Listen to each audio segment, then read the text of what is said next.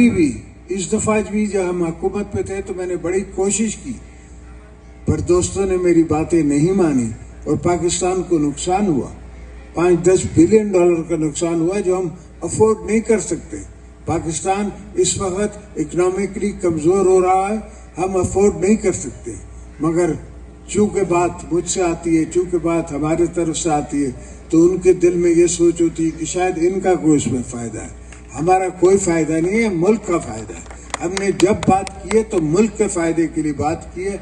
हमारी धरती से यारी है, जिस धरती से में हमने मरना है, जिस धरती से हम आए हैं, उससे यारी है और किसी चीज से यारी नहीं है। अपने मुल्क से, अपनी धरती से, इस पाकिस्तान से, और जो पाकिस्तान को बनाया हमने है, बचाना भी हमने है। इंशाल्लाह इसको हम बचा के रहेंगे, पाकिस्तान का हक भी लेके रहेंगे दुनिया से, और तो आप दोस्तों की खिदमत भी करते रहेंगे। आप हमारे साथ खड़े रहें, बाकी इनके साथ मैं खड़ा रहूंगा।